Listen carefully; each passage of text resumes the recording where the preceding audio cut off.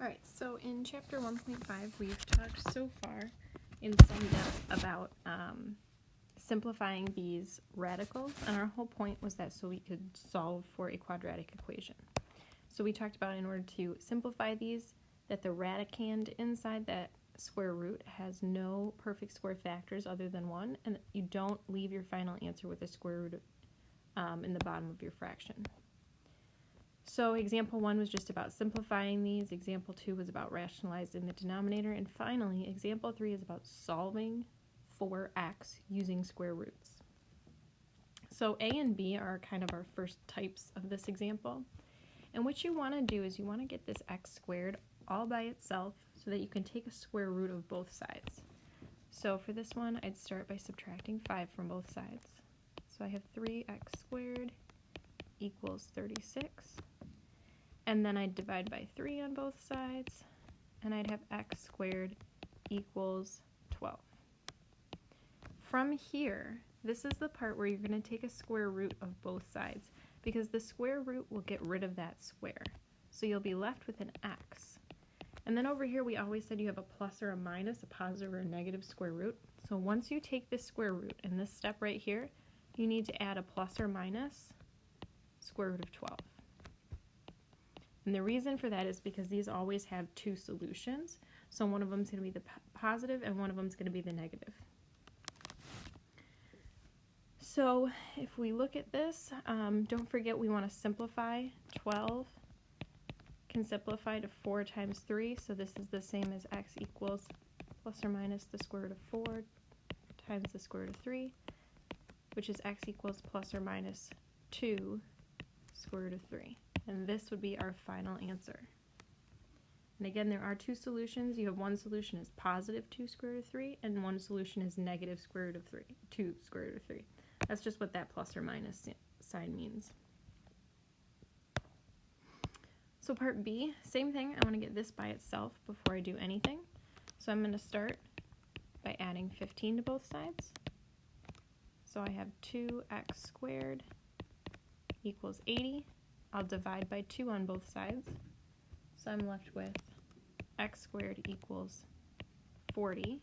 And now I'm good to take my square root. So again, when I take this square root of both sides, that leaves me with just the x here. And over here I'll have that plus or minus 40. Square root of 40.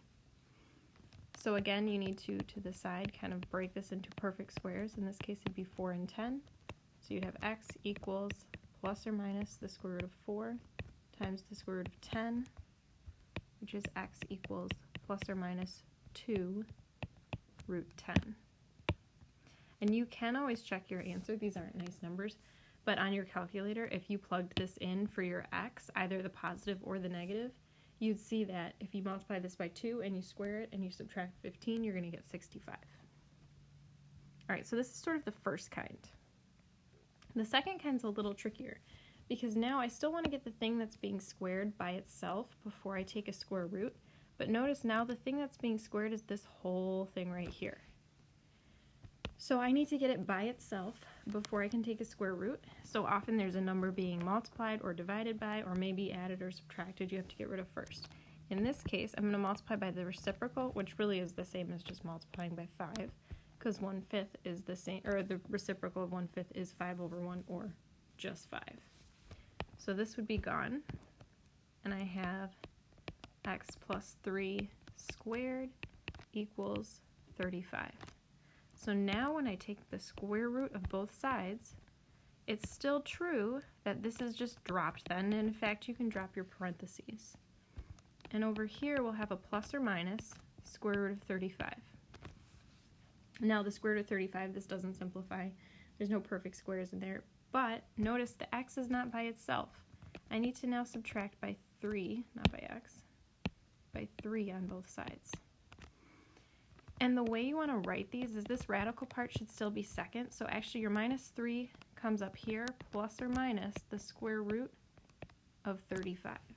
And I know that looks really weird, but here are your two solutions. And you wouldn't have to write this part, but basically your two solutions here are negative 3 plus the square root of 35 and negative 3 minus the square root of 35. Those are your two solutions for x. So on your go formative, this would be fine. And just know that that's what that plus or minus means. Part D, I want to change this just because I don't know why they put a 3 here, because that does not divide nicely. So let's make this a 4, just so that we have a nicer looking problem. So again, I want to get this part all by itself. So I'm going to start by dividing both sides by 4 because it's being multiplied. So then I have x minus 2 squared equal to 10. Now I can take the square root of both sides, and once you take that square root, that's where you add the plus or minus. So x minus 2 equals plus or minus the square root of 10. Square root of 10 does not clean up any further, but I do need to add this 2 to both sides. So my final answer would be x equals 2 plus or minus the square root of 10. Alright, so that's about it for these. They can get more complicated. Some of them might even reduce to a whole number, so you don't even have a square. And in that case, you could find two distinct solutions. You wouldn't need this plus or minus business. So your go formative practice looks like this. It's just got lots of examples. It's actually from your book. If you want to look for more examples, there's a few more in there in your book as well.